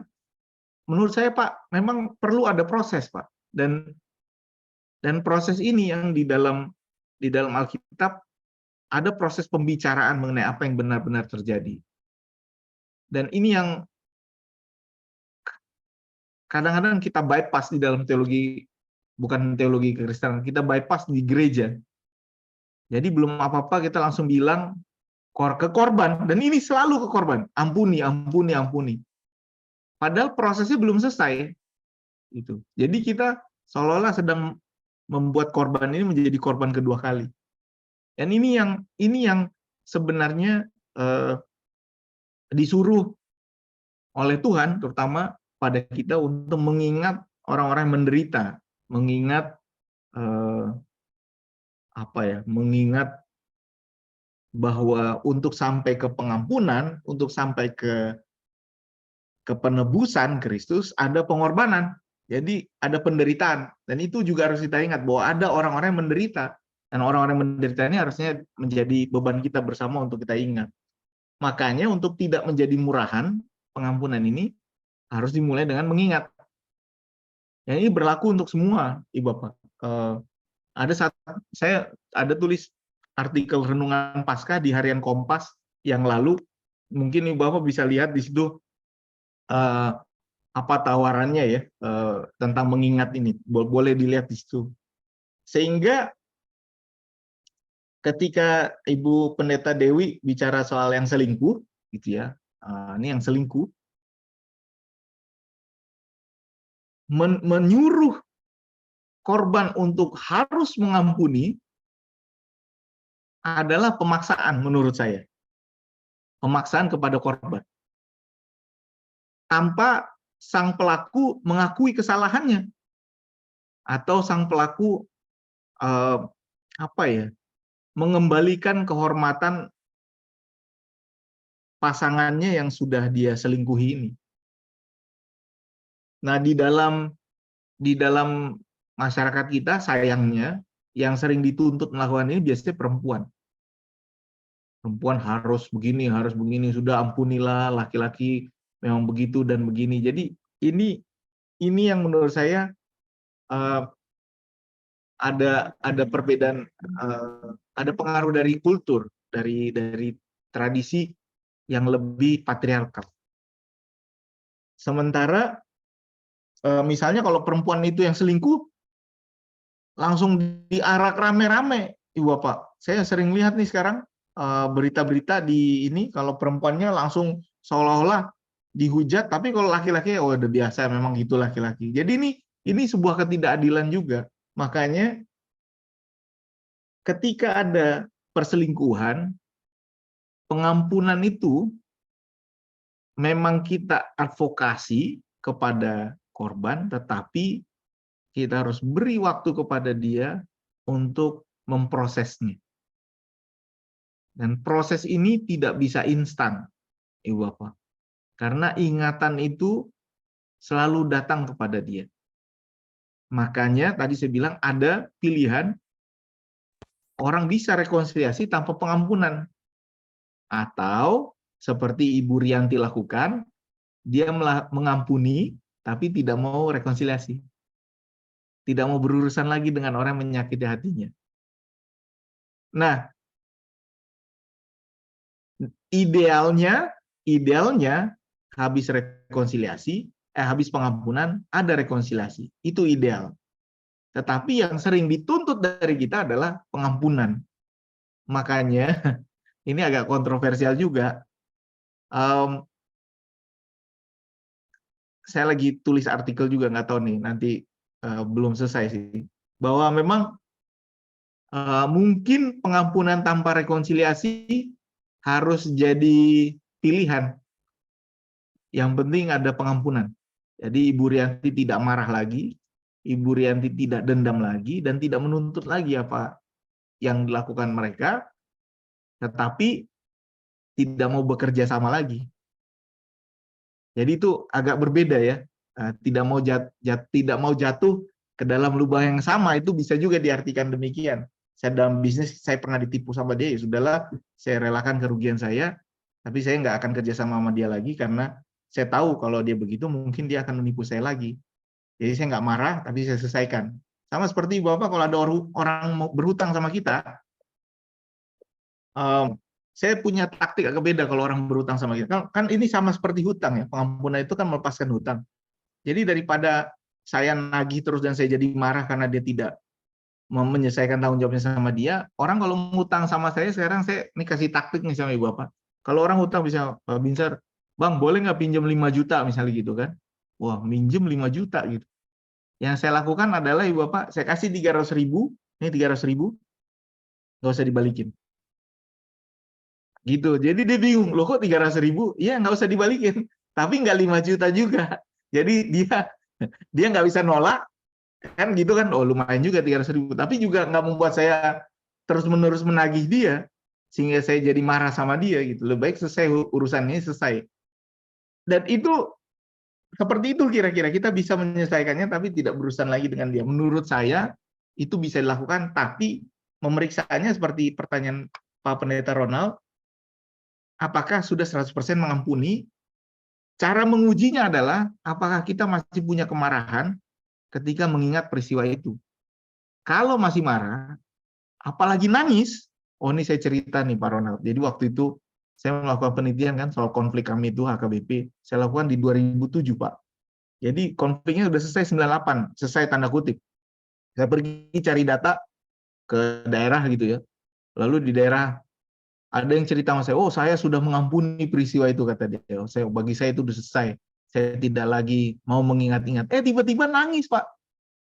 Nangis dia cerita, oh tapi saya sudah mengampuni itu semua sudah tidak ada lagi, saya tidak lagi ingat-ingat. Tapi nangis dia. Gimana cara? Selesai tapi nangis. Jadi itu kan nggak selesai artinya, berarti dia tidak ada pengampunan karena memang tidak pernah diselesaikan.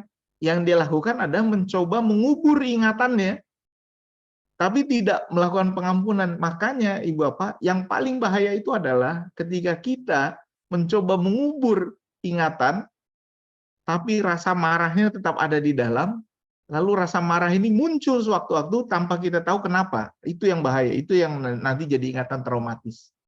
Makanya lebih baik diselesaikan dengan cara menceritakan, berbagi, tapi bukan untuk menuntut dendam, tetapi bercerita.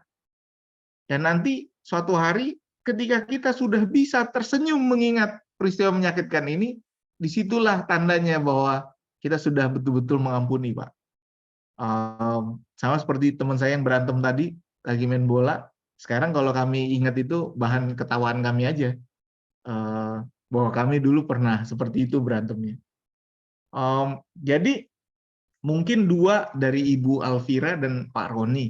Dari Ibu Alfira, memang pengampunan itu harusnya bukan soal pembalasan, tapi pengampunan itu adalah soal memberikan hadiah, memberikan kado, pelepasan. Dan kalau lepas berarti tidak ada tuntutan lagi. Cuma memang lagi-lagi sepertinya ini jadi sebuah ketidakadilan. Makanya untuk memberi keadilan kepada korban adalah dengan memberi tempat kepada dia bercerita bahwa dia adalah korban, bahwa dia adalah orang yang disakiti. Dan kasusnya beda-beda ya Ibu Bapak. Jadi ada kasus yang sangat personal, ada kasus yang sangat komunal. Menurut saya dalam kasus personal agak lebih kita harus lebih hati-hati menangani persoalan personal karena pengampunan bukan proses instan dan dia bukan proses ganti rugi yang bisa ditakar dengan ukuran atau indikator yang tangible gitu. Kalau dalam ukuran personal, misalnya selingkuh, apa balasannya? Apa dia selingkuh juga? Mencuri apa misalnya melakukan sebuah perusakan kehormatan gitu terhadap sebuah keluarga, misalnya menghina di depan orang dan lain sebagainya. Bagaimana caranya mengembalikan kehormatan itu? Jadi ini yang agak sulit dalam level personal. Kalau dalam level komunal lebih mungkin dilakukan. Kalau dalam level komunal, tapi dalam level personal menurut saya jangan buru-buru bicara ke pengampunan, tapi juga tidak bicara soal balas dendam. Bukan bicara soal mata ganti mata, gigi ganti gigi. Terakhir, dan ini menuju ke pertanyaan Pak Roni, apakah pengampunan hak atau kewajiban?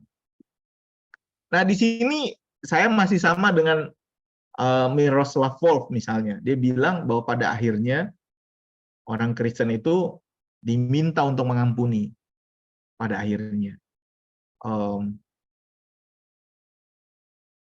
Cuma itu adalah sebuah proses, bukan sesuatu yang instan. Pada akhirnya kita diminta untuk mengampuni, tetapi bukan sesuatu yang bukan sesuatu yang harusnya langsung kita lakukan. Nah ini yang kadang-kadang membuat saya berpikir soal perumpamaan seorang hamba yang punya temannya yang punya hutang itu, dia tidak mengampuni lalu raja memenjarakan dia. Bukan karena dia nggak bayar hutang, yang hutangnya lebih besar, 10.000 talenta, tapi karena dia tidak mengampuni temannya yang hutangnya sedikit. Makanya dalam doa Bapa kami,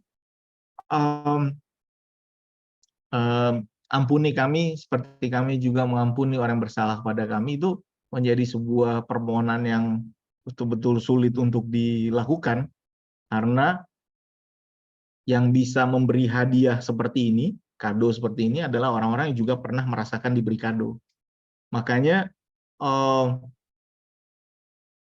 sekali lagi, meskipun dia pada akhirnya adalah sesuatu yang memang menjadi hal yang kita lakukan, tapi sebaiknya kita bicara soal menuju pengampunan, bukan langsung harus mengampuni, tapi kita bicara langkah-langkah di mana orang bisa menuju ke pengampunan. Itu kira-kira jawaban saya untuk beberapa pertanyaan berikut. Terima kasih. Iya, terima kasih Pak untuk penjelasan yang sudah dijelaskan. Baik, Bapak Ibu, masih adakah yang ingin bertanya? Silakan raise hand atau bisa langsung membuka mic.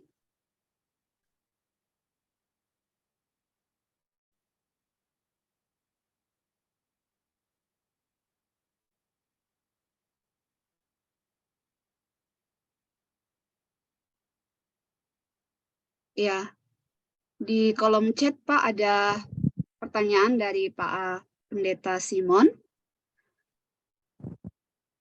Bagaimana ini didekati dengan etika? Kita tahu ada etika asimetris dari Levinas dan etika simetris di chart kritik atas Levinas.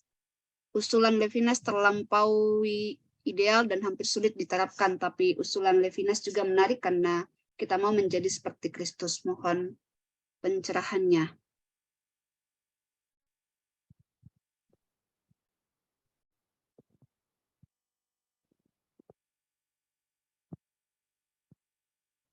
Ya, silakan teman-teman yang lain kalau masih ada sebelum pertanyaan Pak John dijawab.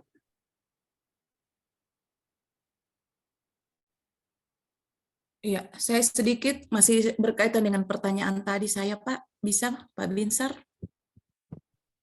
Iya, silakan. Iya, sebenarnya tentang yang Bapak tadi katakan itu bukan satu pemaksaan ya untuk mengampuni, karena memang dari segi luka ya akar pahit seperti yang Bapak katakan tadi itu sudah merupakan suatu apa istilahnya, sesuatu yang sudah lama dipendam oleh si istri ya, sehingga memang pada akhirnya kita sebagai pendeta harus selalu berpikir bagaimana untuk bisa berdamai dengan keadaan, karena memang seperti itulah yang diajarkan oleh Kristus kepada kita. Nah, cuma memang saya sependapat dengan yang Bapak katakan tadi, karena memang bicara tentang pengampunan itu tidak harus buru-buru, karena ini bicara tentang apa ya, kedagingan yang dirasakan oleh si korban karena luka batin yang dia sudah pendam bertahun-tahun lamanya. Ya, seperti itu, Pak. Terima kasih.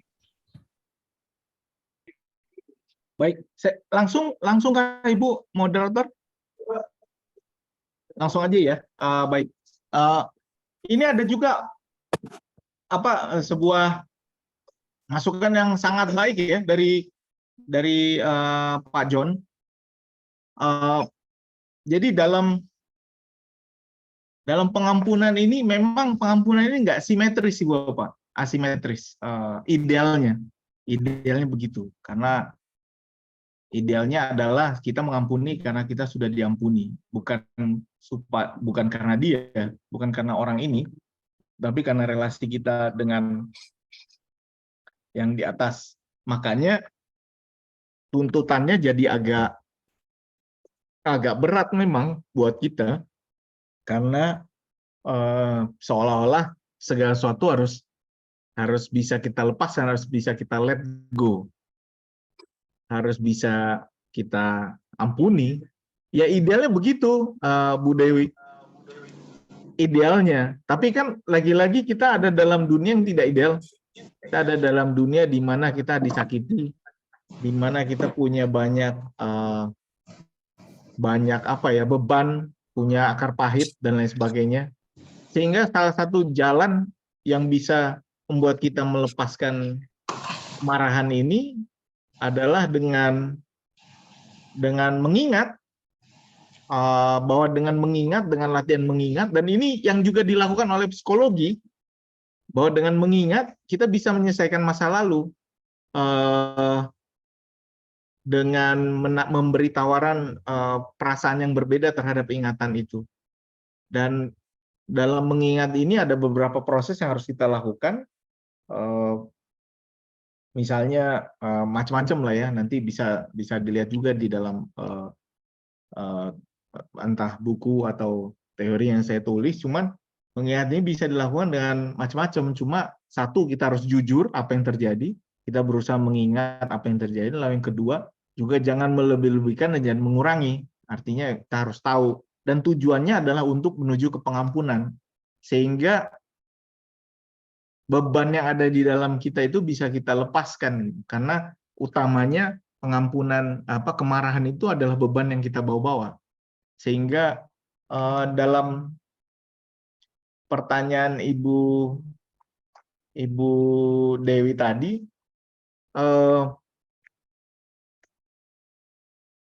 semuanya perlu proses, Bu. Dan saya pernah ditanya begini, Bu, bagaimana dengan korban perkosaan? Wah, ini lebih gawat lagi pertanyaan, bagaimana dengan korban perkosaan? Dia harus mengampuni orang yang melakukan kekerasan pada dia. Lalu saya bilang, dalam hal-hal seperti itu, pengampunan bukan sebuah langkah yang harus dibicarakan di awal. Tapi kita harus bicara soal pemulihan korban dulu. Karena tidak mungkin dia akan mau mengampuni, atau dia mau melepaskan bebannya ini kalau kita tidak memulihkan dia. Sehingga pengampunan adalah ujung sebenarnya dari sebuah proses yang panjang. Dan pengampunan itu tidak simetris, bukan karena dia meminta pertobatan, tapi karena Allah sudah mengampuni kita. Jadi memang sulit, Bu. Saya kalau ditanya sama saya apakah ada hal yang tidak bisa saya ampuni gitu ya sampai sekarang, kayaknya nggak ada ya. Tapi belakangan ini saya lebih ke, oh ya cukup tahu aja, habis itu ya nggak usah kerja sama lagi. Gitu. Putus hubungan, Pak? Kenapa? Haruskah putus hubungan? Nggak putus hubungan juga, cuma tidak kerja sama seperti dulu lagi gitu. Jadi rekonsiliasinya saya agak mandek saya. Jadi itu agak sulit memang. Buat kalau saya kembali ke situasi konsili itu yang agak sulit. Itu yang masih, makanya nanti buku ketiganya kembali ke situ. Saya harus, apakah rekonsiliasi itu wajib atau enggak? Nantikan Bu hasil penyelidikan berikutnya. Karena saya agak ragu juga wajib nggak ya. Saya agak bingung juga wajib nggak ya rekonsiliasi, karena saya mau mengadvokasi mungkin nggak perlu wajib. Gitu. Pak, Tapi apa?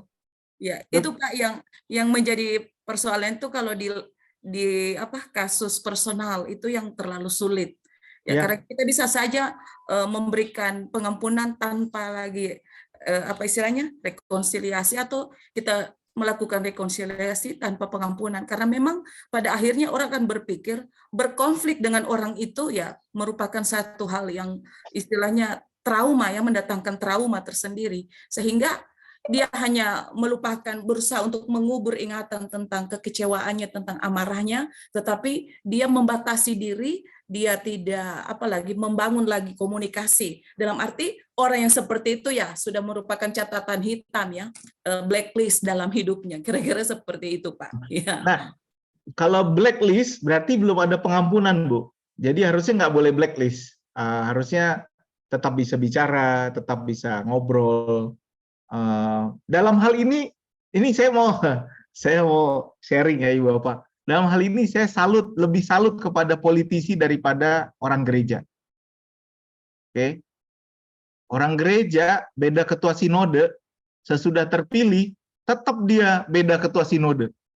Tetap dia berdebat gitu. Saya sering lihat nih, beda ketua sinode, beda pilihan, nanti akhirnya yang lawannya dipindahin lah, ya kan? Lalu lawannya dipindahin, dimutasi, lalu yang karena dimutasi dia tambah marah, lalu dia mengelompok lah, lalu dia cari siapa berikutnya calon kita. Akhirnya dia mulai kampanye 4 tahun sebelumnya, mulai keliling-keliling. Jadi nggak bisa damai gitu. Kita malah lebih pendendam menurut saya. Kalau politisi itu udah marah, besok dia udah salaman lagi. Besok udah gimana? Koalisi besar udah mau dibangun sekarang. Nasdem dulu berantem, sekarang berdamai. Jadi maksud saya apa ya? Jadi politisi itu bisa dia berdamai, karena kepentingannya yang abadi kan, bukan teman, kepentingannya yang abadi. Nah, kepentingan kita ya pendamaian yang dari Tuhan. Mungkin kalau kepentingan kita itu dengan kesadaran bahwa saya sudah pernah diampuni, dan orang yang pernah diampuni ini biasanya lebih mudah mengampuni orang lain. Dia bisa menawarkan itu. Jadi karena dia tidak simetris ya, dia lebih ke Tuhan. Nah, Tuhan sudah mengampuni saya, dia lebih bisa mengampuni biasanya. Orang yang dosanya lebih besar, Ibu Bapak, biasanya lebih gampang mengampuni orang lain daripada orang yang sangat baik. Orang yang baik ini susah mengampuni orang. Soalnya dia merasa nggak punya salah. Ya kan? Kalau yang banyak salahnya ya udahlah. Udah begini kita nggak apa-apa lah. Ini sama kayak ini nih kayak apa ya?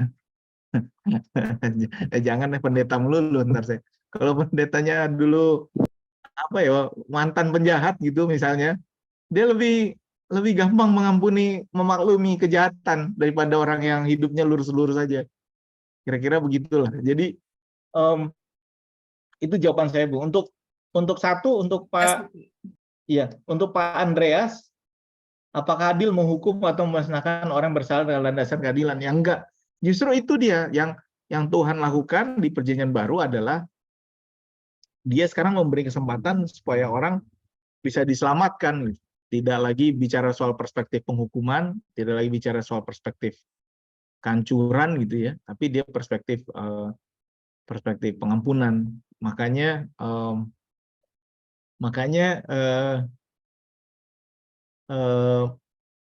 pengampunan akhirnya menjadi jalan yang mahal. Jadi teman-teman, ibu bapak, pengampunan itu sebenarnya mahal ya. Kalau dibilang cuma-cuma enggak juga. Pengampunan itu mahal sekali karena itu darah Kristus. Itu Tuhan sendiri yang harus turun untuk menangani itu semua. Karena tidak ada lagi yang bisa melepaskan kita selain Tuhan. Jadi bahwa memang pengampunan itu sesuatu yang serius, sesuatu yang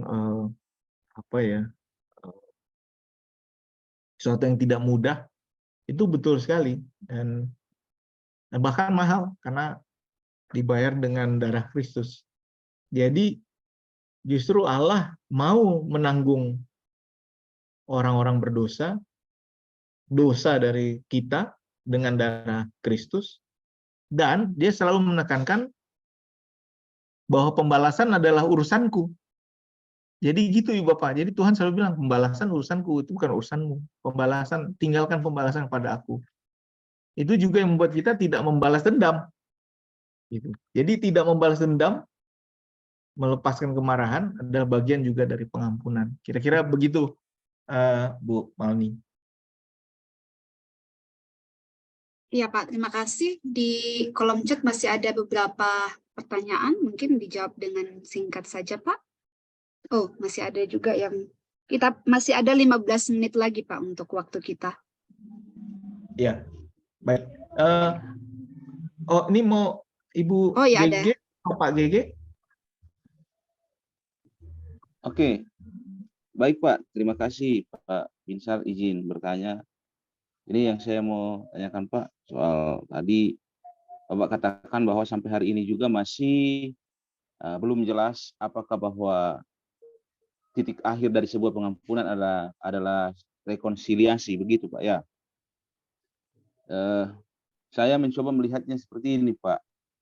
Sesungguhnya pengampunan tanpa rekonsiliasi, ya bagi saya itu hanya berhenti kebaikan yang hanya berhenti setengah jalan, kira-kira begitu Pak. Mohon maaf kalau saya salah memahami. Karena apa? Ketika pengampunan seperti tawaran konsep Bapak tadi itu hanya berhenti sampai di situ saja, tapi tidak kembali hidup bersama dalam seperti yang lalu-lalu, ya menurut saya kita tidak selesai dengan diri kita sebenarnya Pak. Hanya selesai mungkin dengan tindakan, perlakuan orang yang pernah menyakiti kita, tapi pada prinsipnya kita tidak selesai dengan diri kita.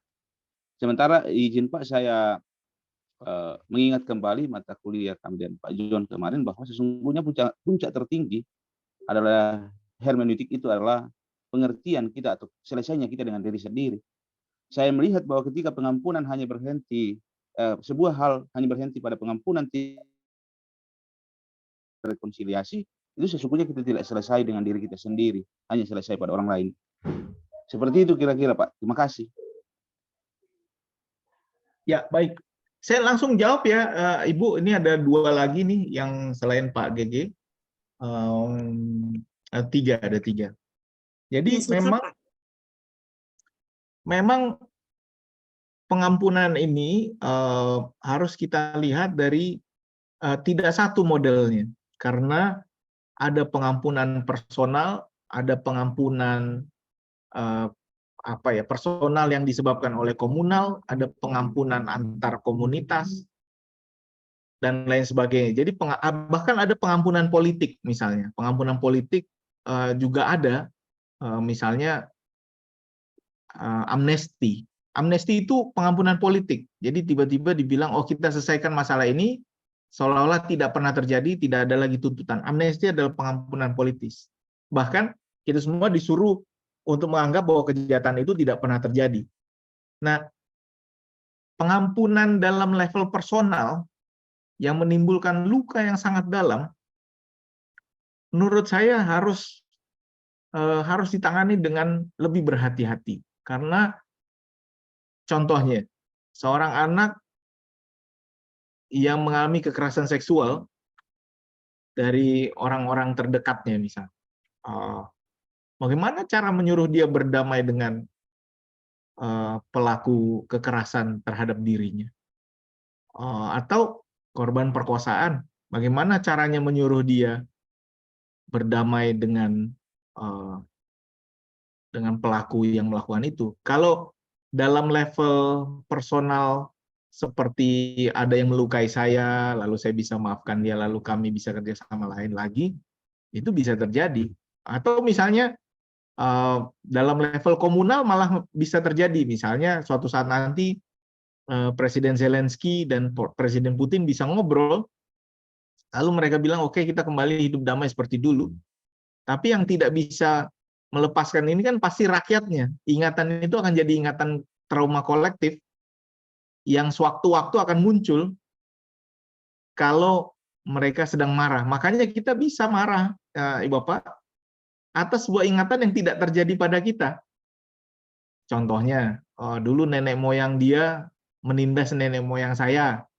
Itu terjadi di Yugoslavia misalnya. Dulu mereka 400 tahun yang lalu suku ini menindas suku kita. Berantem mereka gara-gara itu. Atau saya sendiri pernah mendengar nih langsung orang Jawa misalnya, keturunan Singosari. Oh, marah dia. Marah dia sama keturunan apa ya, dari desa mana, dia bilang memang dasar pengkhianat ini. Jadi dia bisa bawa itu bergenerasi.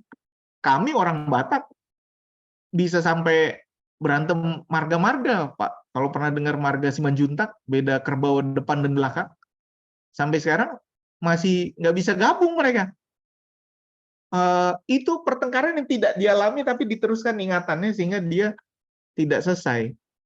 Nah, tujuan terbesar adalah pengampunan adalah rekonsiliasi, karena menurut saya idealnya begitu, mengingat, mengampuni, rekonsiliasi. Pasti harus menuju rekonsiliasi.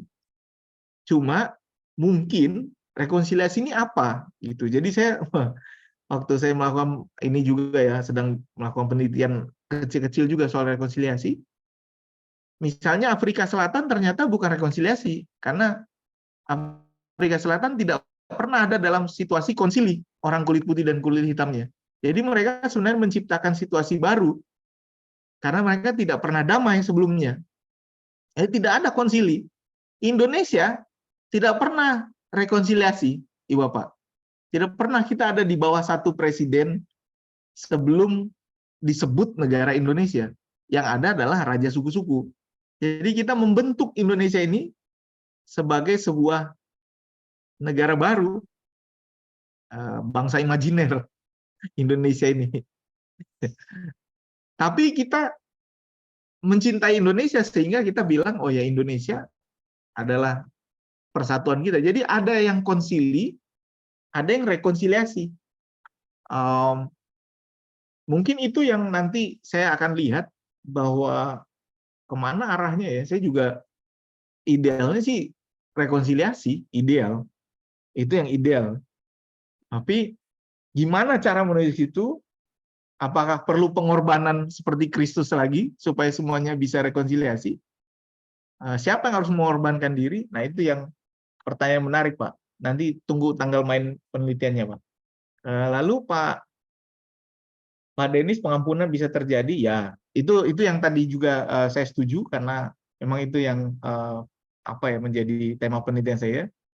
Lalu Pak Septin, ingatan dan pengampunan dan psikologi. Jadi gini, kalau dalam psikologi ingatan itu ya untuk diri sendiri.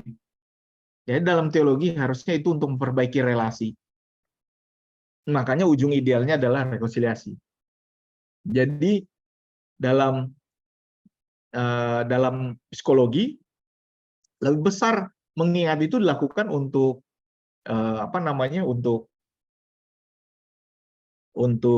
penyembuhan diri sendiri, terapeutik namanya.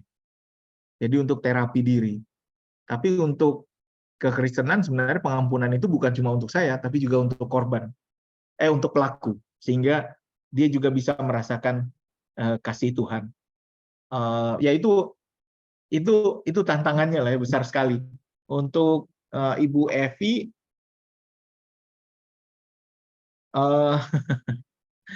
menikah sesudah bercerai ya, menikah sesudah bercerai. Jadi di sini ini jadi perbedaan pemahaman teologi kita mengenai apa itu pernikahan. Ada gereja yang menolak perceraian secara total. Tapi ada gereja yang menganggap bahwa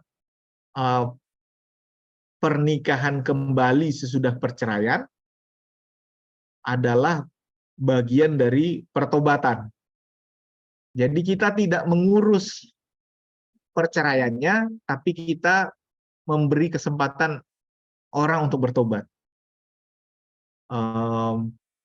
Jadi ini akhirnya di teologinya jadi soal teologi pernikahan.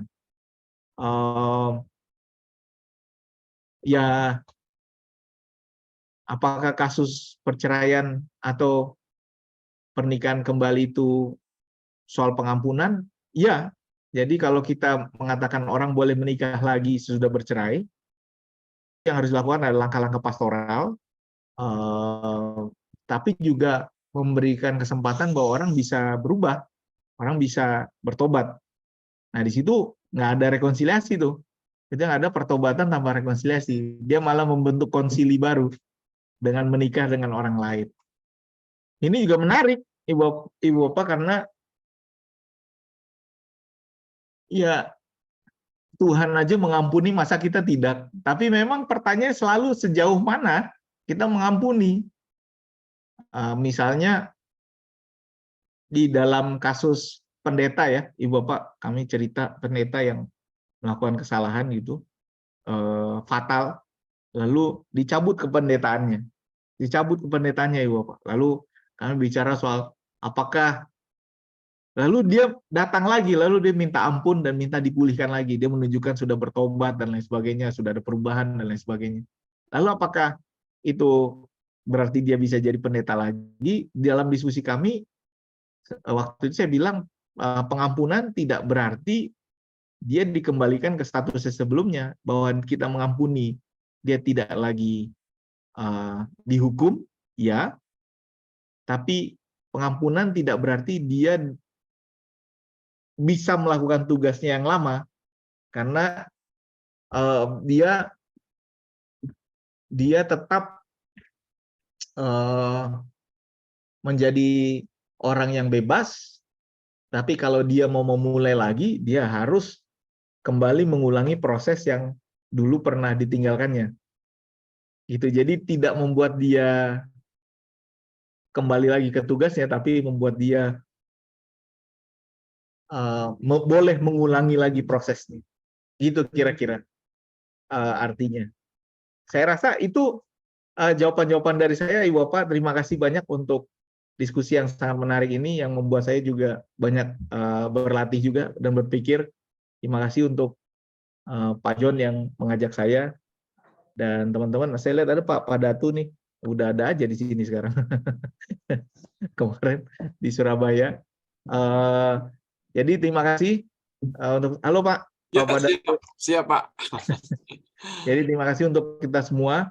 Saya mohon izin pukul 11 persis saya harus pergi karena sudah datang tamu yang lain. Jadi saya kembalikan ke Ibu Malni. Terima kasih teman-teman dari Intim dan sekitarnya.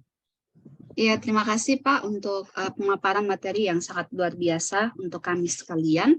Mungkin kita kasih reaksi untuk Bapak, bisa dilihat di kolom bagian di bawah. Ya, bisa reaksi tepuk tangan atau jempol hati, terserah Bapak Ibu. Ya, baik, dari pemaparan yang Pak Binsar sudah sampaikan kepada kita, saya mencoba untuk mengambil beberapa garis besar bahwa pengampunan adalah pemberian dari Allah dan kita berada dalam proses itu untuk meneladani Kristus. Pengampunan itu bukan sesuatu yang instan, tetapi membutuhkan waktu yang panjang, dan di dalam waktu yang panjang itu ada proses yang harus kita lalui, ada proses mengingat, ada proses untuk mengampuni, dan juga rekonsiliasi. Mengampuni bukan berarti melupakan, tetapi kita bisa saja kembali mengingat peristiwa itu, namun kita mengingatnya dalam suasana yang berbeda. Mungkin itu saja yang saya bisa beri garis bawah. Mungkin ada penyampaian dari Pak John sebelum kita tutup. Iya, Bang Binsar, terima kasih banyak atas nama teman-teman kelas Teologi Hermeneutik. Ini kelas BPSW Badan Pekerja Sinode Wilayah 6 ya Ibu Malni ya. 6 Pak. Di kerjasama kami dengan para pendeta untuk mereka studi S2 mereka. Jadi sekali lagi terima kasih Bang dan sukses selalu sampai nanti waktu untuk pelantikan September nanti. Terima kasih untuk Bapak Ibu semuanya, Tuhan berkati. Pak Padatu, terima kasih juga dan semua yang tidak bisa disebut. Terima kasih. Iya, terima kasih Bapak Ibu sekalian.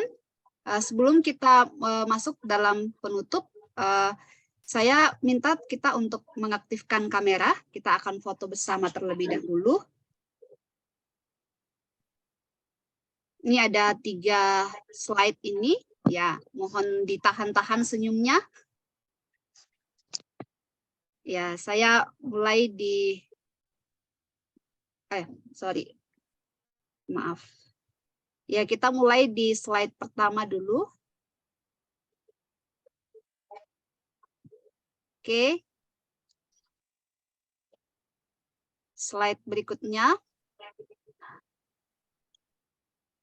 Tetap ditahan. Oke, slide terakhir. Oke. Ya, menutup seminar kita pada siang hari ini, mohon kesediaan Ibu Pendeta Septin Tandioga untuk memimpin kita di dalam doa. Silakan Ibu Septin. Terima kasih Bu Malni. Pertama, saya perempuan Pak Binsar. Ya, tadi disapa Bapak. Oh ya, maaf Ibu. Ya. Terima kasih banyak atas berkatnya hari ini lewat materi yang sudah dipaparkan dan beberapa pertanyaan sudah terjawab. Akan melanjutkan aktivitas yang lain. Mari Bapak Ibu yang ada dalam ruang Zoom ini kita mensyukuri perjumpaan lewat ruang Zoom di dalam doa. Kita berdoa. Bapa di sorga, terima kasih waktu yang indah, semua terancang sungguh amat baik dalam tangan pengasihan-Mu. Berjumpa bersama rekan-rekan yang lain secara khusus bagi hamba-Mu, Bapak Pendeta Binsar, sebagai narasumber dalam seminar pada saat ini. Tuhan tambahkan hikmat, kebijaksanaan, bahkan kuat sehat selalu. Juga berdoa buat Pak John sebagai dosen pengampu. Tuhan memberkati selalu. Terima kasih bahwa rekan kami, Ibu Pendeta Malni, bisa menjadi moderator dan semua kami yang turut dalam ruang Zoom saat ini. Terima kasih untuk materi yang sangat luar biasa. Kami dibekali, kami mendapat pengetahuan yang baru. Tuhan terus berperkara bersama dengan kami, tidak menjadi pendengar dari materi hari ini sekedar pendengar saja, tetapi betul-betul kami aplikasikan dalam dinamika pelayanan yang ada di masing-masing tempat dan situasi yang Tuhan izinkan bagi kami dimanapun kami berada. Dihimpunkan dalam ruang Zoom saat ini, Tuhan kami berdoa di sepanjang kegiatan kami satu hari ini, bahkan hari-hari selanjutnya, Tuhan tetap memeliharakan kehidupan kami. Sungguh kami bersyukur, di dalam nama Tuhan kami Yesus Kristus kami berdoa. Amin. Amin. Amin. Bang Binsar, Terima nanti kasih. kita WA lagi ya, Bang Binsar ya. Terima kasih Siap. banyak. Pak Binsar. Terima kasih, Pak John. banyak. Bung John, saya Iya, sama-sama. materinya ya. Jumpa. Ya, Terima ya, kasih. oke. Nanti Teman-teman. kita WA. Terima kasih. Bapak, Tuhan kurang berkati. semangat. Terus semangat Pak Binsar. Terima kasih. Guru Terima kasih. semangat, terima kasih boleh diikutkan mendengar. Terima kasih.